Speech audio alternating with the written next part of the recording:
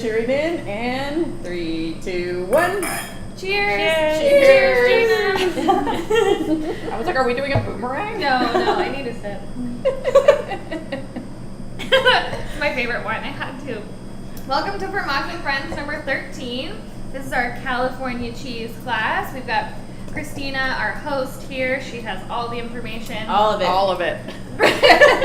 Rachel, she has none of it. She's going to be commenting. I'm Sarah. I'll be talking about the wine, and we'll just be chit-chatting the whole way through.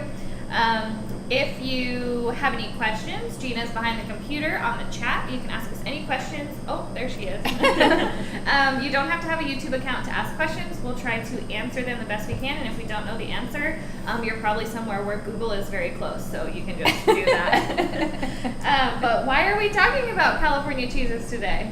Why are we talking about California That is a cheeses? good Why are they question. worth talking about? So, for starters, California is the second largest cheese producing state in the United States. The first, of course, being Wisconsin. Wisconsin. California produces over 2 billion pounds of cheese a year. Wisconsin does, I think, 3.5 billion, so we're not that far behind.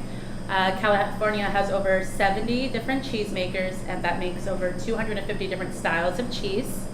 But California, my voice, I'm losing it a little bit, so please bear with me. If I need to repeat myself, just ask Gina. I can do that. California is ranked first in the U.S., though, in the production of milk, butter, ice cream, and non-fat dry milk. And it is the #1 producer of Monterey Jack cheese, Hispanic-style cheeses, and mozzarella. So with all that being said, Very nice. Thank you. California is obviously a very important player in the cheese game. And today we're going to try 5 different cheeses from different creameries in California. So I will have you hold that. Oh, that's me. That's you. So in the upper left-hand corner, we have Piano Forte from Andante Dairy. It's a very delicate, soft cheese here. And then in the right-hand corner next to your crackers is Aries from Shooting Star Creamery. And then in the bottom left-hand corner with the little gray line of soft cheese is Humboldt Fog from Cypress Grove. And then we're hidden behind everything is this really tall triangle with like little polka dots. It's a Tomarashi from Point Reyes. And then this funky little soft cheese over here is going to be Red Hawk from Cowgirl Creamery. Now, we also included some special goodies on here, California-based goodies. We have Chihuahua chocolate, which we'll talk about more later, Rustic Bakery crackers, California Honey Company honey, and we also have some pepper jelly, fresh berries. Are the berries from California? Yes, they are. Dried apricot, dried cherries, Marcona almonds. What about the Spanish almonds? Are those from California? Yes, they are. Sold in California. And these flowers and this plate and everything. So, also really fun is that on the lid, you may have noticed that real California milk sticker. It's really cool because anything that's made with California milk will have this sticker on it. So when you go to the store and you look at ice cream or yogurt, or you can get a closer look on the cheeses, there's like a little yellow. I was trying to zoom in on the camera. yeah, I know, right? So it's an image of a cow and a rising sun. If you remember back in 1984, there was like the real California cheese label. Same idea. Like it's just to let people know what you're consuming is exclusively California milk. And studies have shown that people are attracted to California milk more than other products. I am. Because they have Yeah. the happiest cows, right? Exactly. Isn't that the whole thing? Here we go. And local, Back in you know. 1984, I remember that. Exactly. Got milk. Yes. Now, Should we do it with red wine? That's a big, speaking right? of, absolutely. Speaking of red wine, what are we drinking with our cheeses today? Oh yeah, so this is the Fopiano Petite Syrah. This is the 2021 vintage. It's from the Russian River Valley. This is one of our personal favorite wines that we love to drink. It's kind of one that dropped off our radar. Sometimes things disappear on the shelf and then other things get put in their place and I forget they even exist. So we haven't had this one for a while, so we're very excited about it. So the grape is called Petite Syrah, Syrah being spelled differently than Syrah. So Petite Syrah is spelled S-I-R-A-H, and then the Syrah grape is S-Y-R-A-H. In Australia known as Shiraz, so a different grape entirely. The Petite Syrah comes from the Syrah and Pelorsin grape. I learned that the Pelorsin grape is almost extinct. There's only a few areas in the French Alps that still grow some of this Pelorsin grape. But it was created in 1980 by a botanist named Francois Durif. He named the grape after himself. It used to be called... Francois! He named the grape after himself. It used to be called Durif, which does not sound appetizing. Can you imagine? Okay, my last name's DiBerardinis. I was just like, the DiBerardinis grape. How awful. No, The terrible. Beatty grape. The Beatty grape. It sounds cute. Yeah, I Beatty. drink Beatty wine. Yeah. Who won it, really? But so it was imported into America in like the mid 1880s by Charles McIver. He did not name it after himself. That's what Good it for then him. became Petite Syrah. But I learned this when we were doing our blind tasting a couple years ago, that the Petite Syrah grape tends to cling to the glass. So my glass is kind of full, so I wasn't going to swirl it. But when you're doing a blind taste test, it really clings to the side of the glass. Yeah, it does. But I was also reading that Petite Syrah doesn't age very well in general, except for the ones that are grown in California. So a lot of the California coastal regions that grow Petite Syrah, they have just mastered the art of the perfect grape to age well. So like the Sfogliano, they said you could age it at least 10 years, and some of that come from Sonoma County, Napa, California, you can age up to 20 years. So, but only in California. The other Petite Syrahs of the world, you have to drink. That is interesting. I had no idea. Yeah, you're welcome. The more you know. It's not just a baby Syrah. It's not completely just a baby Syrah. The name is really quite tricky. Yeah. Yes. If I do say so myself. All right. Thank you. I didn't talk about how it tastes. Am I supposed to? It's Sure. It's Tell the delicious. viewers. What are you tasting? Well, not everyone gets the wine. Oh, Stop. please don't do that. It's very like juicy red fruits, a little bit of cinnamon spice to it. Oh. They said that the No, for real. Thanks. Petite Syrah, the ones that can't age are the ones that have a ton of tannin. So these ones from like the coastal California regions don't have as many tannins. So I would say that is true with these, not quite as tannin. Nice. I like this one a lot. Yeah. Yeah. It fits my... If Christina likes it, Your that means vibe? it's really Yeah. good. Juicy red fruits and a hint of spice. That would... I'm just trying. I love it, I The love baby it. grape. We're getting into it. Oh, that's amazing. All right, if you haven't already started eating cheese, let's do it. We're going to start with the first one. So it's that upper left-hand corner of Piano Forte. It is from Andante Dairy in Petaluma, California, because we're talking about California cheeses. It's a classic soft-ripened cheese made from cow's milk in the style of, I can't say it, Oh, Saint Marcelin. Marcelin, Saint Marcelin. Okay, cool. Which is a French cheese. It's aged a minimum of 3 weeks. It's extremely soft, and it gets to the point of being gooey as it ages. The flavors should be nutty, mushroomy, a little acidic in the finish. What do you think? Acidity, good. that's the word I meant. It is very acidic, and then the mushroomy I like too. Yeah. I can be the only one eating cheese today. Come on now. Gina's eating. Yes, okay. We haven't had this cheese for a while. It's nice. And it's, I love this cheesemaker so much. So piano forte is a musical term. It basically means soft and loud. So it's a soft cheese with a loud taste, a strong taste. Oh my God, it's so cool. Fancy. And the name of the dairy is also a musical term, which I'll get into in a second. So Ooh, I can't wait. stand That by. wasn't fake.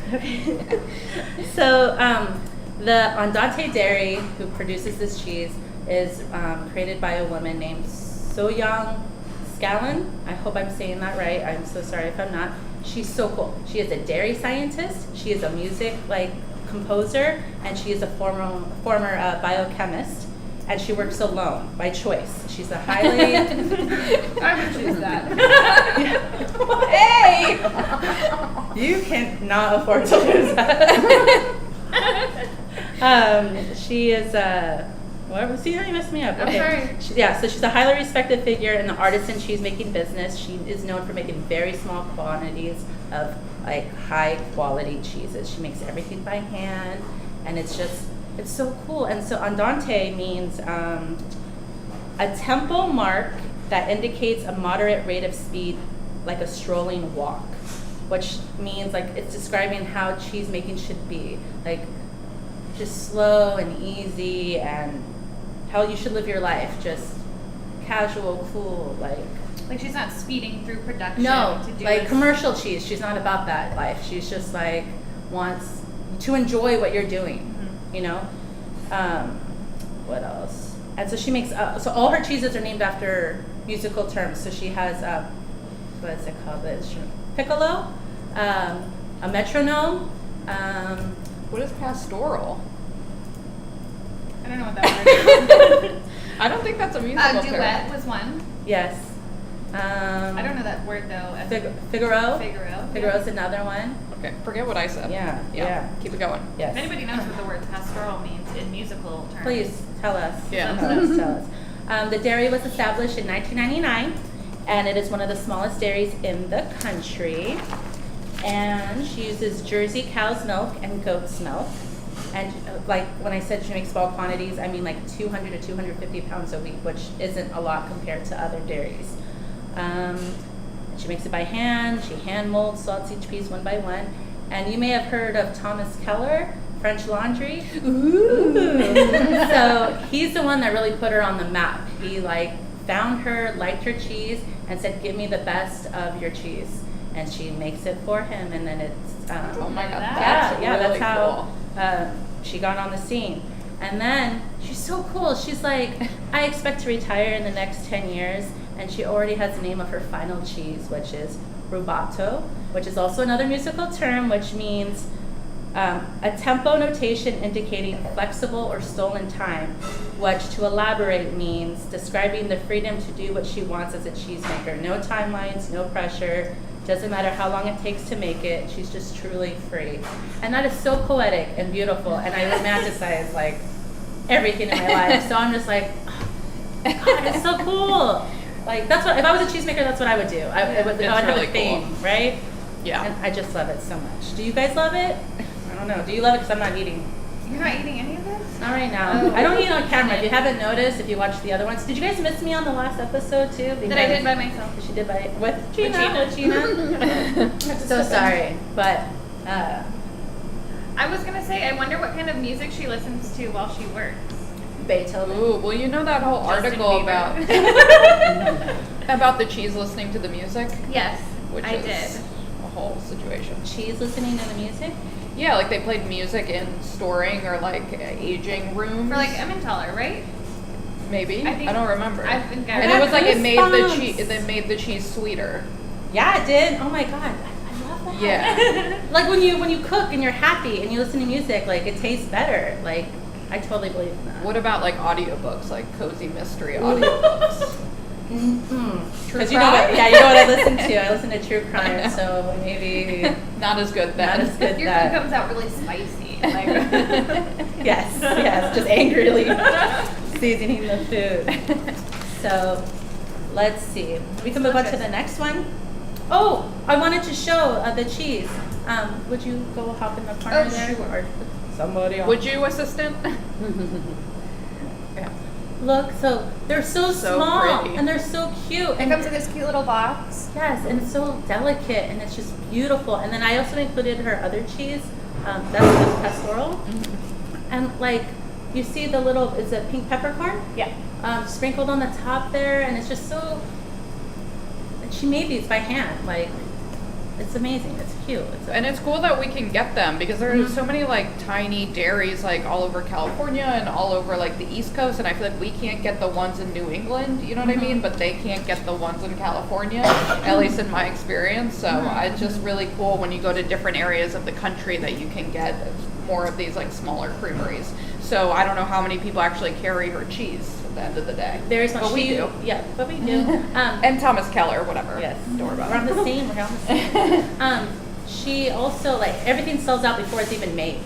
Like, she's just like, Well, that's what we can do, a pre-order every week, and then it comes 2 weeks later, and we can order, like most of the time when you're ordering small format cheeses, they come in like a case of 12. Mhm. For her, you can order by the each. Like I told them I wanted 15 of this cheese and 15 of this cheese, and you could order probably 3 of this cheese. Because she just makes it. Because that's what for- she makes. Yeah. Yeah. she's So so cool. that's super cool.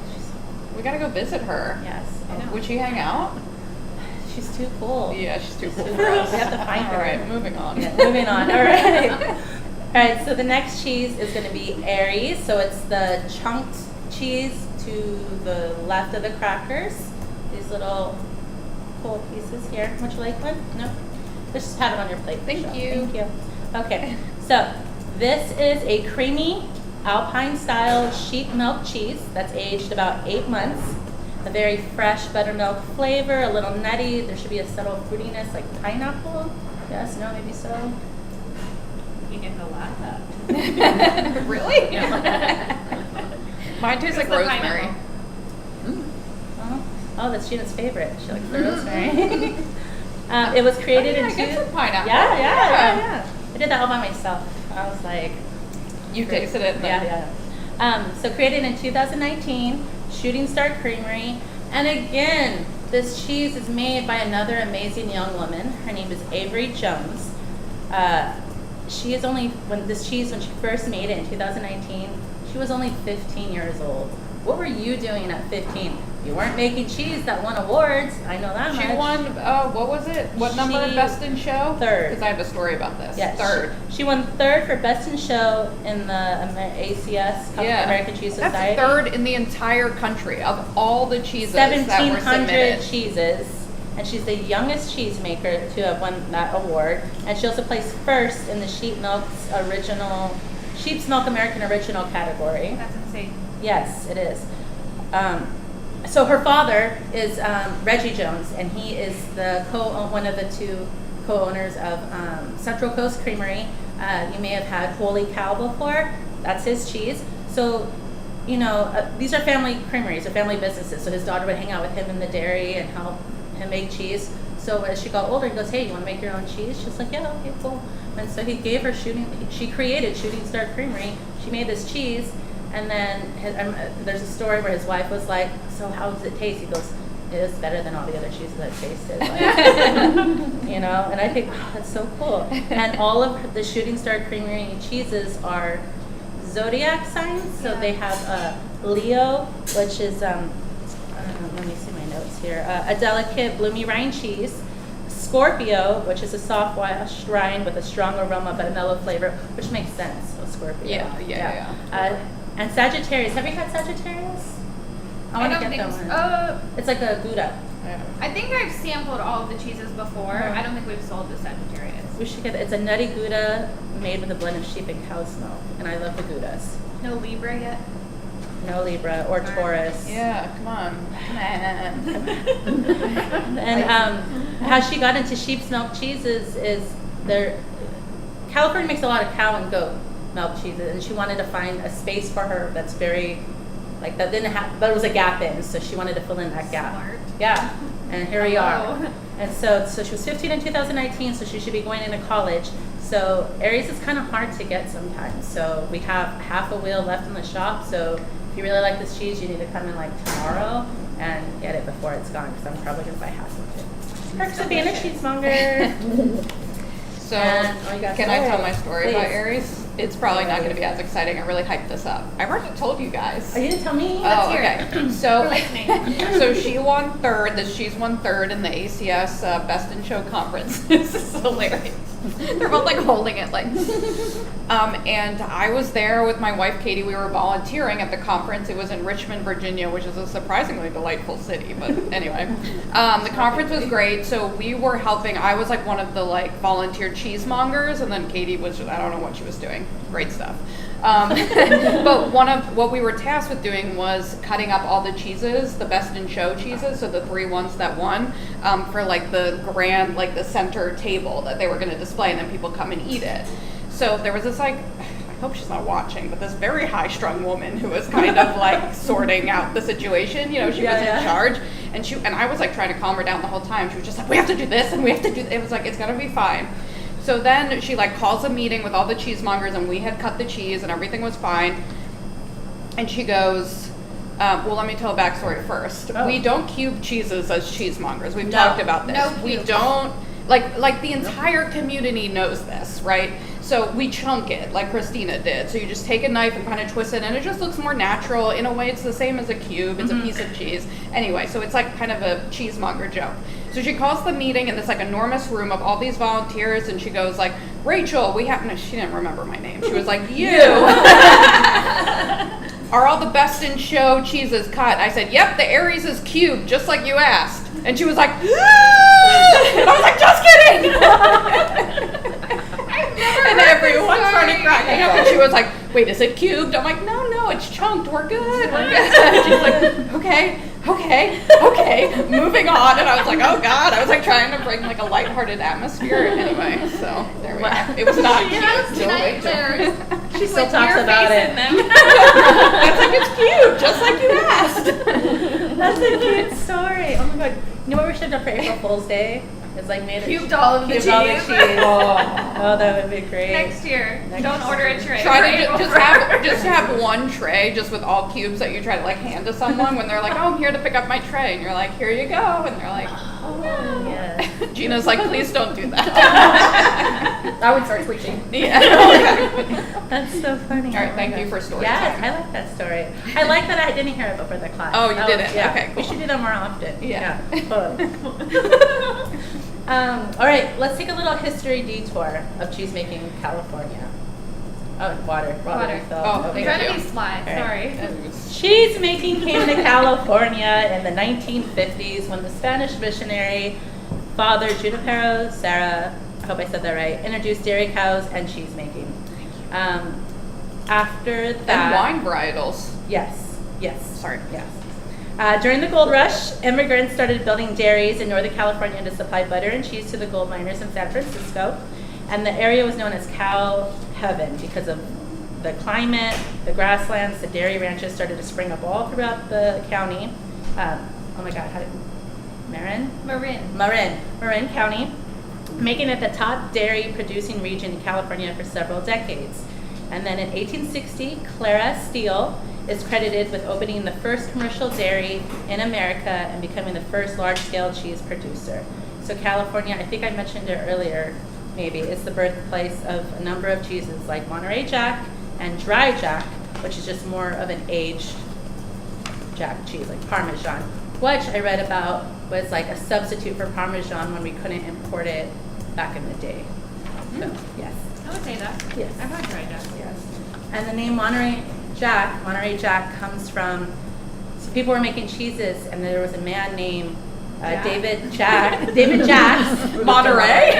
Oh, so it would say his name, Jacks, and then it would say where he was shipping from, which was Monterey. And so people were like, hey, can I get some of that Monterey Jack? And then that's one of the many stories. Right before the class when I was reading, I saw another story, and I was like, I can't go down this road.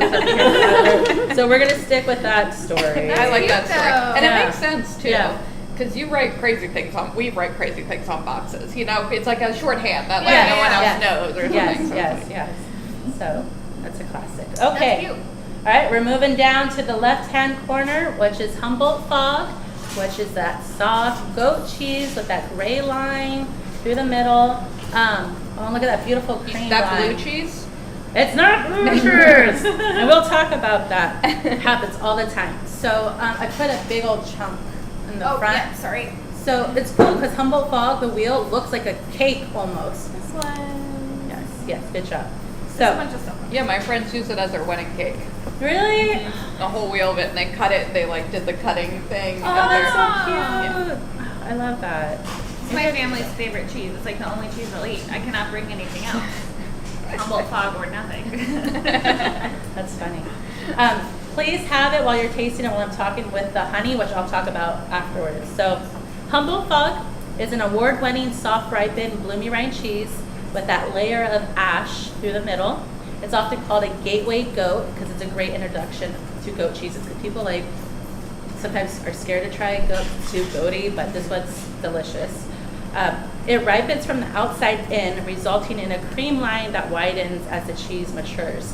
So on your piece, you might notice like on the top and the bottom, it's that very, what is that, how it is, creamy. Right next to the rind. Right next to the rind, thank you. I mean, yes. Yeah. So When when you cut a nice piece. That's Yeah. a good idea to cut like a. We didn't see these plates. Christina made it herself. all by myself. But all like a nice alone. little brick like this, I love. Yeah, You can I really wanted you to see the rind, the just cream like line. Dante. Yes. She worked alone listening to By today's choice. episode. Yes, By choice. I can be her. She works so slow. Dante, that's me. Okay. So the rind is edible, so don't be scared of it. It's tasteless, but the cheese itself is going to be slightly lemony, just a little goaty, but not too much. It ages for 10 days only, and it's produced by Cypress Grove in Northern California. They're the same producers who make the other hits like Lamb Chopper, Midnight Moon. And sometimes they come in cute little 1 pound meals up to a 5 pound, so that's like half of a 5 pound meal up there. And it's named for the thick morning ocean fog that would roll over Humboldt County. The founder, Mary King, dreamed up Humboldt Fog in 1993 after returning from a trip to Europe. She saw it in her dream, she came home, she made it, and nobody bought it. And it wasn't until the New York Times wrote about it that it became a big sensation. And then, what are her goats' names? Did you ever look it up? Esmeralda and... I didn't remember the second one. And Esmeralda Jr. Is this going to be on the test? I don't know. I wish the names of the goats. That'd be amazing. Oh gosh. Okay. A common misconception, as Rachel mentioned earlier, is that Humboldt Fog is a blue cheese because of that gray line. It is not. It is ash. What is ash? It's What kind of ash, Christina? I was going to ask that question. Okay. We'll get there. We'll get there. So, ash is used in cheese. Okay.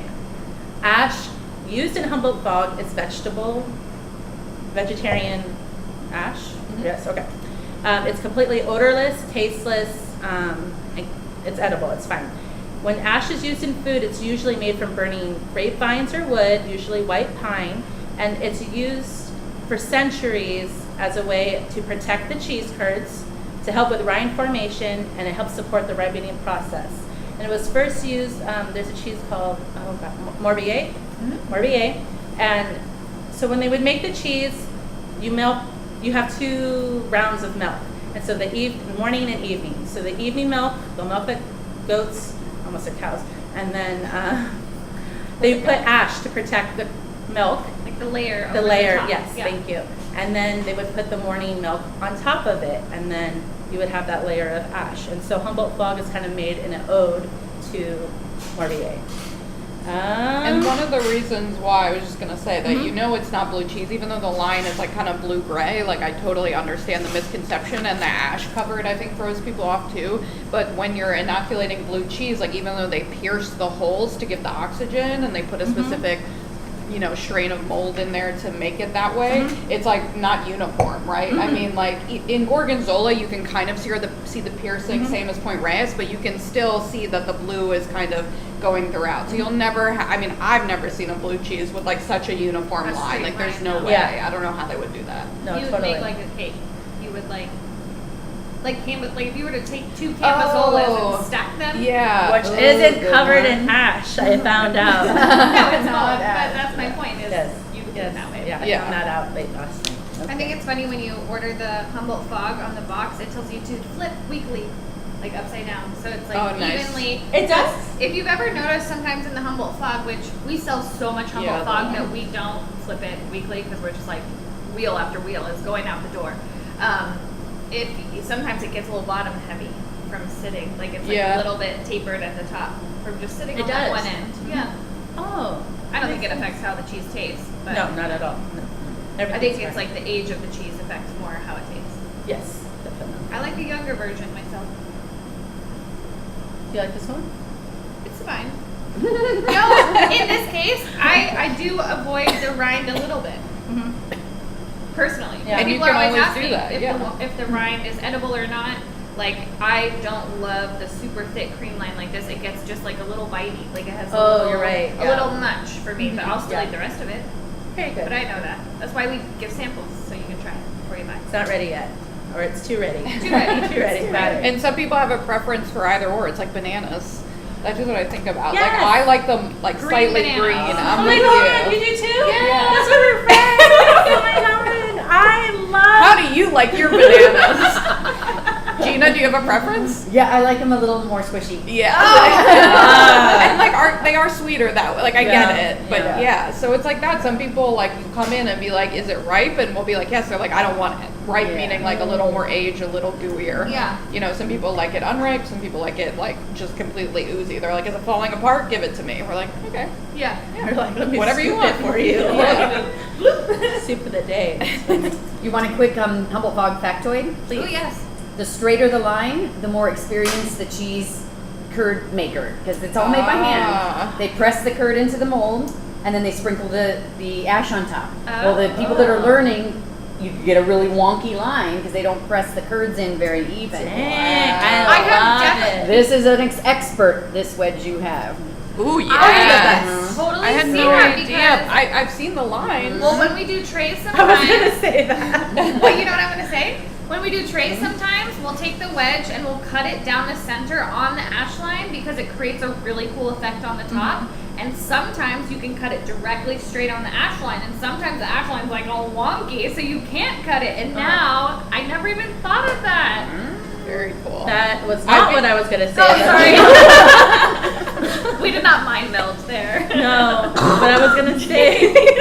My bad. What I was gonna say was like, you cut the cheese very straight when you make the trays, like the Oh, triangles. because it's so seasoned. Yes, yes. You should see our tray. But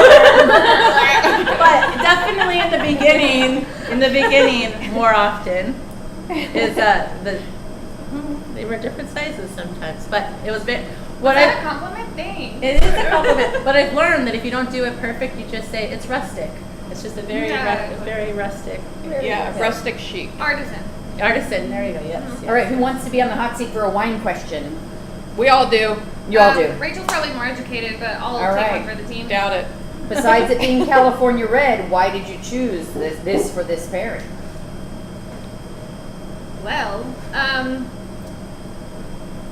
I think a lot of these cheeses had either like acidity or saltiness to them, and the juicy fruitiness of the wine pairs very nicely with all of the options. Yeah, I mean, like we always talk about how Pinot Noir or like a light red is always the perfect accompaniment to any cheese at all, or bubbles, just to be clear. Prefer to it. Yeah, but I feel like even though this is clearly like a medium to like heavier bodied wine, like it's still got those juicy notes that a Pinot does. You know, it's not tannic. Like you got to worry about tannins in wine when you're pairing with cheeses. So It's still a very easy drinking Yeah. wine, even though it is kind of heavy and Heavier. it's very thick.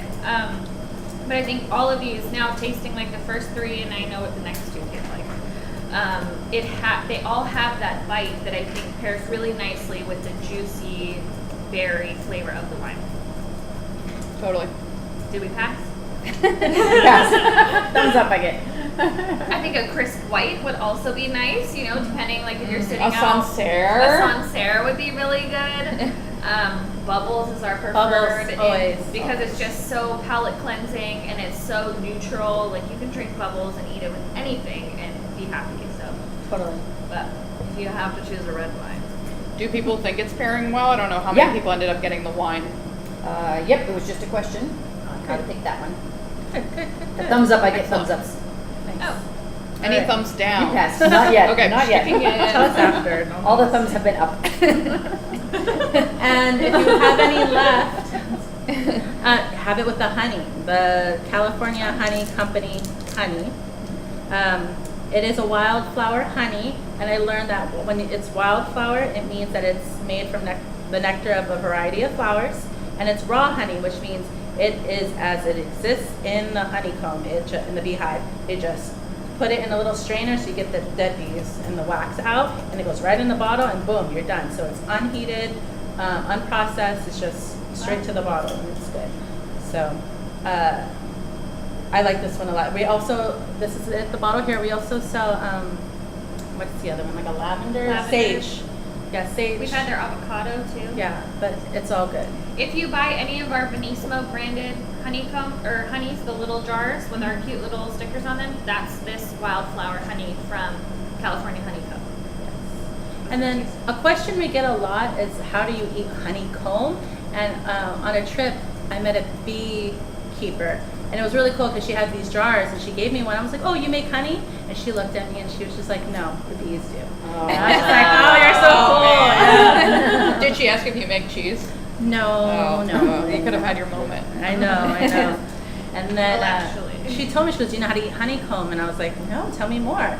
And it's a 2-to-1 ratio. So you want 2 parts like a cheese and like a fat and a protein. So like salami and like an almond with the honeycomb, and you chew it at the same time, and it becomes this very like caramel-like texture and easy to digest and enjoyable, and it doesn't stick to your teeth.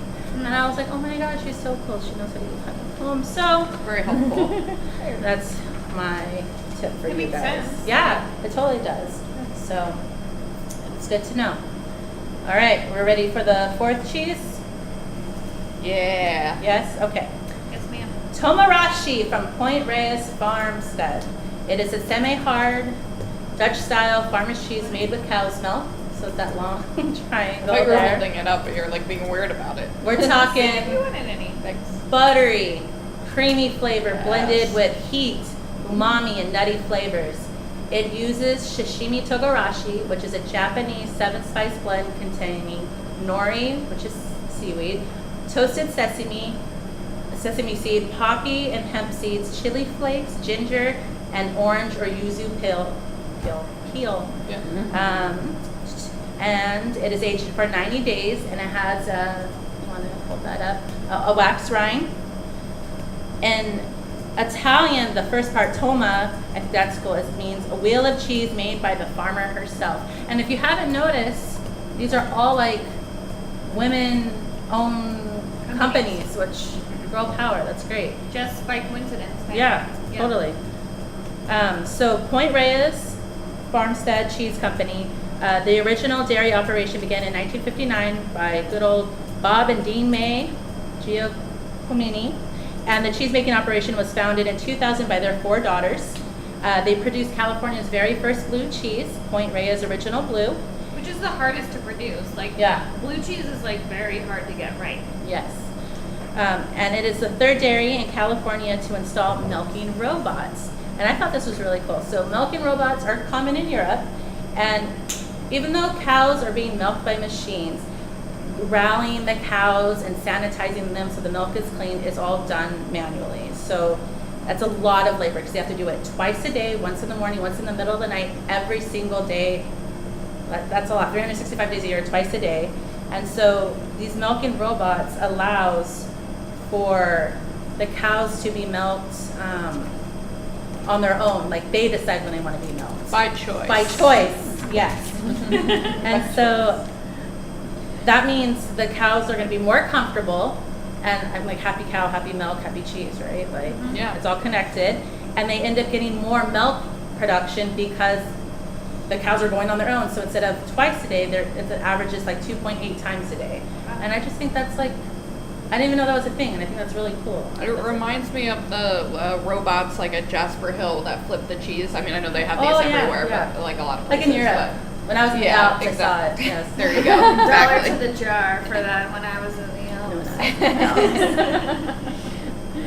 It's just cool for things that need to be exact, you know, like the Mhm. like champagne riddling, like when you turn the bottle. Yeah. Ah, yes. And do you guys like this cheese? Because it is a little different because of that 7-spice blend in there. It's not spicy. That I really like it. I mean, I can't Right. taste any like weird not. I mean, I like nori, like Right, seaweed, right. but I don't taste any like funkiness from it. Do you? Mhm. I had this. Did I cut you off? No, Sorry. go. I had this cheese for the first time 4 years ago. The first year they did Liquid City, the cheese festival. This was industry night. Point Reyes was there, kind of teaching us a bunch of stuff. All people in the industry, we were there. They gave us this cheese with a piece of nori to eat it with, and it was like the most interesting pairing I've ever had. flash forward to last year, we were doing the wine and cheese pairings at the flower fields, and we were trying to find really good California cheeses because it's California themed to pair. And I love pairing this cheese with wine. It just all kinds of wine. I feel like we always had a reason to use it, and it is currently my favorite cheese. I snack on it all the time. I use it on sandwiches all the time. It is just like so easy eating and delicious and has so much depth of flavor.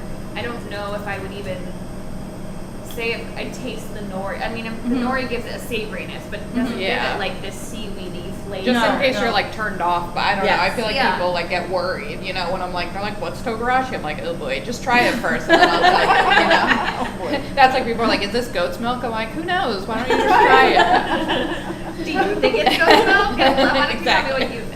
That's funny. It melts really well too. It does. I like to get home and Yes. just like shred it. Like I'll use them for tacos or eggs. Oh, or, yeah. like There you just go, instead for of like sure. a, you know, Mexican blood.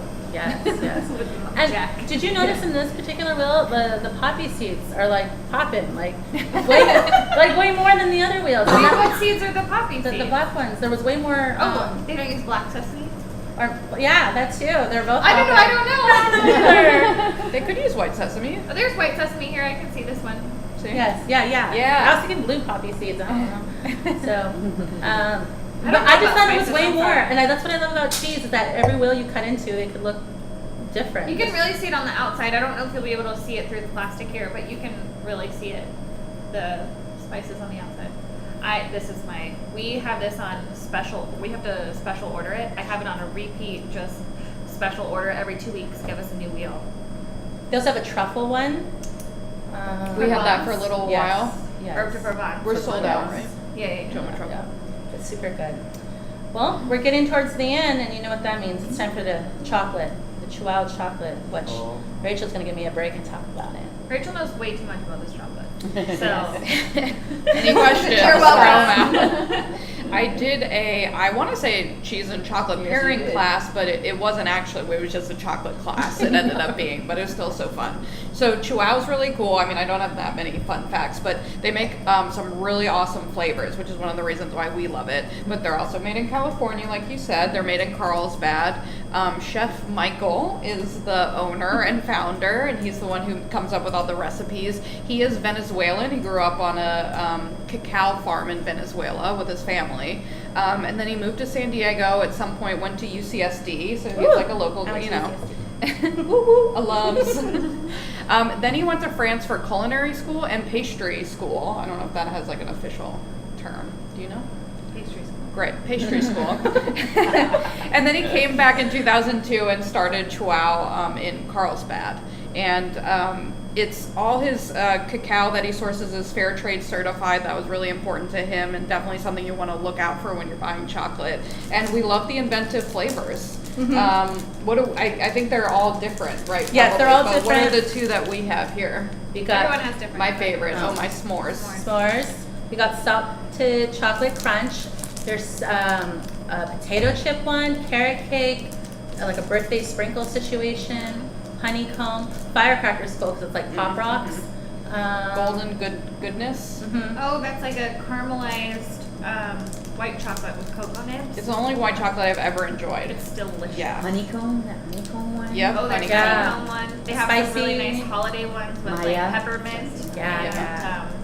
Oh, they have a mushroom one. You did mention that. Ew, I just got an email. They're doing this mushroom flavor with Spicy. caramelized shiitake. Yeah, Don't yeah. quote me on that. Yeah. Oh, Sure. caramelized shiitake and milk chocolate. Yeah, they're always doing experimentations and they make it all by hand. It's not a factory and they like hand pack it and everything and hand pour it. But it's funny because when I first started here, I remember asking you like something about like what chocolate do I like include with something, whatever. The answer was Chihuahua.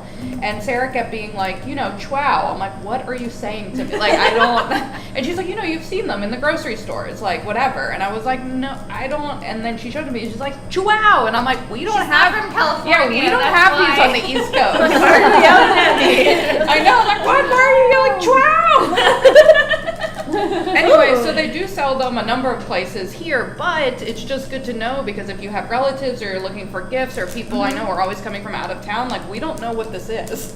And it's delicious and it's exciting and it's fun and it's locally made. And the little ones are only 60 calories each. Yeah.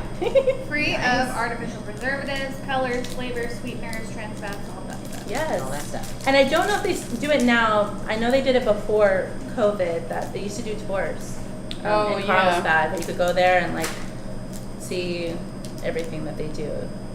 I'm gonna check into that because I like doing that kind of We stuff. also have their hot chocolate mix as well. If you Ooh. like that, I even hate to call it hot chocolate mix. It's like that, like drinking chocolate or whatever they call it in France. It's like a Yes. really rich, decadent, yeah. So would recommend that.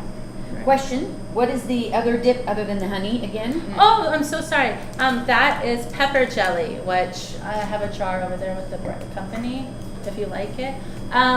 I was trying to find one from California. I couldn't find one, but we just love pepper jelly, except for Sarah. But me and Rachel Yeah, love pepper love it. jelly. I'm pepper jelly. And you guys, if you're sleeping on pepper jelly, you just get on it because it's so good. This with This some one looks cheddar. pretty. Yeah, it's got bell peppers, habanero, jalapeno. That's so But good. it's I not have to spicy. try It's it. like the right amount of savory and sweet, I Yes, think.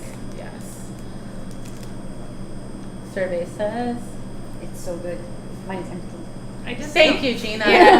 Thank you. I just don't want it. That's She's okay. like crying. She's crying. Don't make me eat it. Oh gosh. That's why we put a variety of items on the plate, so you Something can pick for and choose everyone. what you'd like. Choose your own adventure. There you go. All right, last cheese, guys. The Funky Red Hawk from Cowgirl Creamery. You ready? Are you ready, Rachel? I'm ready. Are you ready, Sarah? I cannot tell you the last time I ate this cheese. Mine was yesterday. Oh, wow. So this cheese, Red Hawk, is from Cowgirl Creamery, which was created in 1997 by two college friends, Sue Conley and Peggy Smith. It is a brine-washed rind triple cream made with organic cow's milk. The milk comes from the Strauss Family Creamery in Tamales Bay. It's the first certified organic dairy west of the Mississippi. As a reminder, washed rind is the best phrase to describe it is just a cheese that's been washed, brine washed, and so the rind gets wet. Oh, we can show them what that looks like. Get the two cheeses in a little board, please. Mountain. And so when you wash cheese in brine, that's what gives it that smell. The bacteria is Brevibacterium linens. This will be on the chest. Oh yeah. Okay, well, which is the same bacteria that's like in your sweat, and so that's what makes it that smell. Oh wait, hold on. You're gonna pull some sweat Yeah. out. No. She She went like this. I did. Her sweaty gloves. Yes. These cheeses are going home with you, right? Yes, yes. It's time for the gloves. No, because it's a Red Hawk is so funky. You smell like it all day. So no. So, and then also a reminder: triple cream. So triple cream is like a cheese that has cream added to it, and the difference between a double and a triple cream is how much butter fat. So double is between 60 and 74%, and then triple cream means 75%. Is that right? Mm-hmm. Ooh, okay. You And passed. yes. And so when you get those brine, Is it just full butter fat or is it something else? Is it like all the butter fat? Like, is this as much as butter? I'm just being annoying. Dry matter. Yeah, matter. so Gouda is more fattening than a double or triple cream, and people sometimes don't know that. They don't believe you when you say that. No, they don't. Well, it's I don't want to sticky. believe it, but here we are. I want to smell it. Oh, it stinks. I'm a little clogged. I don't know why. You don't You smell can it? smell it though. So if you can see, so the Oh, red. that's awesome to yeah. see side by side. So the Red Hawk is Mount Tam. So that's the story. How did Red Hawk come to be? That Mount Tam, they had, the story goes, they were making it, the rind got messed up on this one, so the cheesemaker like washed the rind, forgot about it, came back to it a couple days later, and then ate it and realized it was delicious. What is up with that? Why are people making mistakes and instead of throwing it away, they eat it? They're like, this smells like feet. Like I'll eat I it. left breadsticks from Olive Garden out last night, and I was like, maybe I should throw this away. I'm not gonna eat something that's been out. Put bread You could out. have washed it. I don't eat the bread, but you know what I mean. Like I question, I'm like, should I eat this? I don't know, but like it's so weird. So when you wash it, you get this reddish orange like rind that's sticky, gritty, but it's edible. That's what gives it that smell and that taste, that strong. That punch. Punch, yes. And it's so Red Hawk is named after the red-tailed hawk that soars over the headlands over there, and it's available all year round. And my hand smells like it. Oh my god! Don't touch your hair. Can you believe she works with cheese all day? I change my apron sometimes when I have to cut the red hawk. I'm like, is that my apron? It's got a rich and meaty flavor with balanced notes of cured meats, wild sage, and a kiss of ocean air. So, this is what makes Red Hawk so special. You smell the ocean air? It smells very like tangy, milky. Like I have this piece here that's clearly been unwrapped for a little bit and it has had the lid off now, given some time to aerate. It doesn't smell like that one does. It doesn't smell stinky at all. You smell the milkiness. You smell like some of the salinity to it as well. Like, have you tasted it yet? no. You sound concerned. It's not horrible. So while you're enjoying that, I'll tell you what makes Red Hawk so special. Please. So it is really affected by its ecosystem. There's scientific studies that have shown that because it's made near the ocean, the special bacteria in the coastal air fills the aging room and it gives this cheese that distinct flavor and smell. So Cowgirl Creamery has moved, they started off in Point Reyes Station, they have moved to Petaluma, and all their cheese is made there still in Petaluma, except for Red Hawk. They have to keep making Red Hawk in Point Reyes Station because of that coastal air and that bacteria. This has happened to other creameries too, Yeah? so it's not just like one time, and I forget what specific ones, but it's happened again. And it's also happened that like they didn't transfer the wood planks that the cheese is aging on, and they used new wood planks, and the cheese just didn't taste the same, and they were like, what's going on? So they transferred the wood planks, and then it tasted more similar to what they were expecting. So like multiple stories of this, it's crazy. You really wouldn't think it would affect, well, I mean, maybe you would, I don't know. It's just, yeah, Not it's that interesting. much, I don't think. Yeah. I just love the details of Because that. everything else is the same. They use the same starter culture, like they're washing in the same thing. That's great. Crazy. I love it. Sadly, though, both the retail and cafe shops of Cowgirl Creamery, they're closed. They still offer their cheese in grocery stores and your local cheese shop like Benissimo. But you used to be able to go there and go to the cafe, buy some cheese, like do tours and stuff. And now you can't anymore. And real fun fact, which I hope, like if you want to learn more about California cheeses, you can do the California Cheese Trail and the map. It's an online app that shows you maps and guides and where to go, like driving tours, so you can visit the cheesemakers, taste cheese, make cheese, all that fun stuff. You can even do it with Benissimo. You can. Yes. Next year. It's sold out for this year. If you're just like, I can't plan this on my own. I need like an expert to just take me where I need to go and feed me good food. 2024. 2024. And to round it all out, the Rustic Bakery crackers are also from California. Wow. And there is a cute story where the creators Carol and Josh Harris started Rustic Bakery in 2005 on a whim. They used to make these crackers for their friends, and their friends were like, you should sell this. And so they stopped at the Cowgirl Creamery in the Ferry Building in San Francisco, and they said, hey, your cheese needs an artisan cracker. And Cowgirl Creamery literally, bit into the sourdough cracker and loved it. They ordered 50 cases, and then they were like, oh, okay, we will make those for you. And they didn't have a kitchen, so they had to go searching for a kitchen. They got it, and still only Cowgirl Creamery was ordering it. And then they went to the Fancy Food Show in 2006, which I would love to go to the Fancy Food Show because, oh my God, it's a dream. And Fancy food. Yes. And then all the industry buyers discovered the crackers and they fell in love with it, and that's when they made it big. And another double fun fact is that I met them. They came in the shop and they were just they were so not coy. They were just really didn't say who they were until, oh, you carry Rustic Bakery.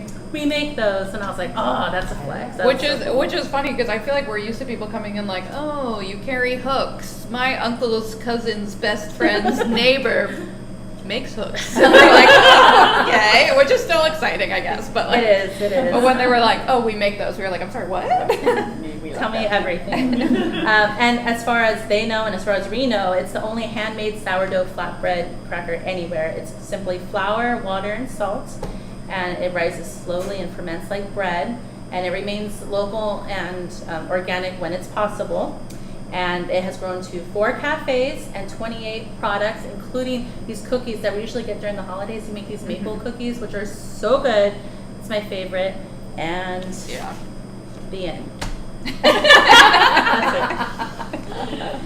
a little anticlimactic. I know. It's, every time I like almost stopped bringing these crackers at one point because people would just be like, "What are those crackers?" I'm like, "Did you taste the 18 cheeses I brought?" They're like, "Yeah, but what are these crackers?" I'm like, "Really?" I mean, they're amazing. I get it, Yes. but They're you just know. so crunchy. Yeah. They've got sorry. And they also have like rosemary bites too, which are the same thing, but they're flavored with rosemary, and they're half the size, and they're so cute.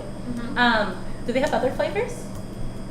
Sorry, I do this I think all like the time. caramelized onion, everything, bagel spice. Not all of these are in stock. Like Oh, clearly okay. they always have their most popular flavors in stock all the time, Mhm. being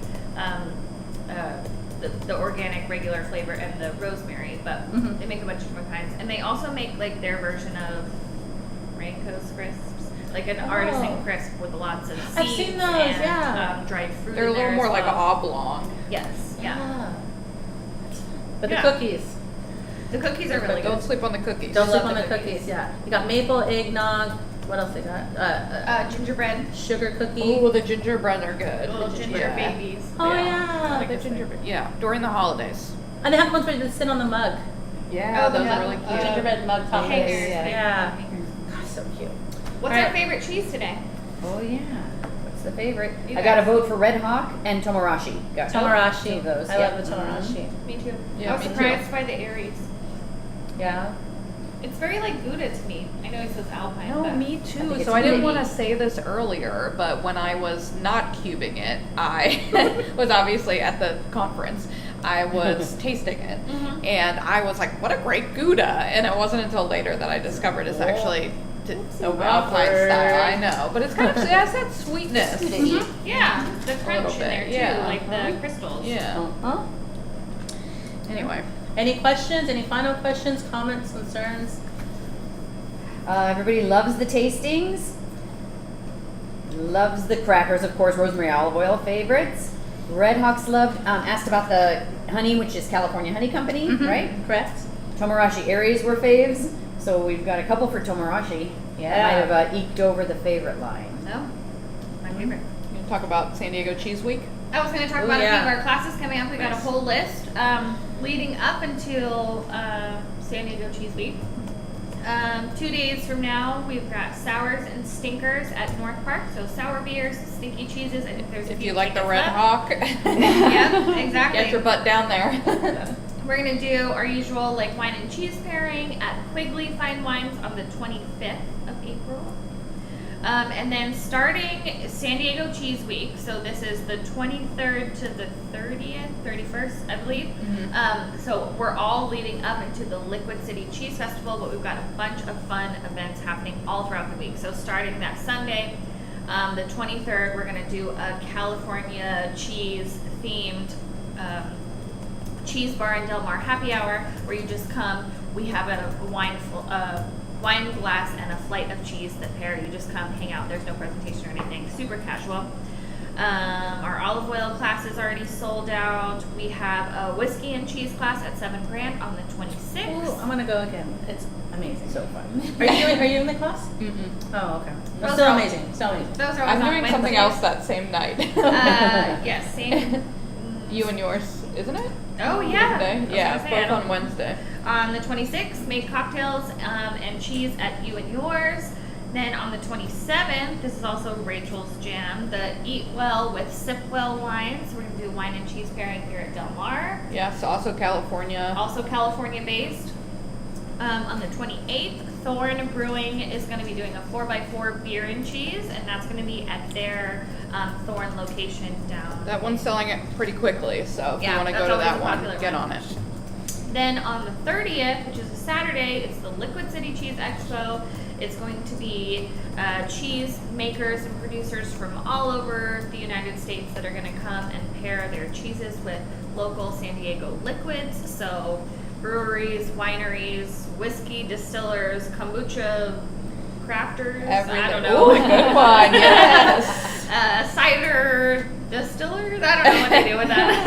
I was trying to think of another word. But anyways, it's a super fun festival. We were there last year. We'll be there again this year with some cheese samples. But just super fun event where you get to taste a bunch of local businesses and paired with fun cheeses. So And you can sign up for that at Benissimo, Yeah. our website. our website. I think that's good. We did it. We Well did it. done. Thanks again Ladies, for coming. everyone loves it. Everyone. Appreciate it. Thanks, What's- thanks what's for our- coming. Thanks Thanks for for showing showing us. us. What's our next Fromage friend? Oh, I think I want to do the one where we compare the deli cheeses to Our cheeses. our cheeses. Yeah, That's I think it'll be pretty really fun. fun. Yeah. Grocery store Like- sliced Swiss Yes. To an Alpine. to an Alpine. And then the Yes. Goudas, because I get so upset when Smoked I Gouda. want to tell people, oh, this Gouda's amazing. They're like, I don't eat Gouda. And I'm like, Cheddar You're brie. like, Gouda, why? all But of it's them. so Cheddar, Gouda. I know. yeah, duh. I know. Havarti, or not Havarti, I'm thinking Oh, brie, we'll do the brie. and Munster. Yeah, brie. Munster. Munster, Munster. yeah. Yeah. Yeah. So- Yeah, petite Munster. I didn't know. Wow, that's such a shock. We'll give our honest opinions of the cheeses. Yes, we will. We always do. We always do. We Very don't true. hold back. Thank Thanks for you, coming. everyone. Cheers. Thank you. Great job, Cheers. Christina. Okay. Drink up. Okay.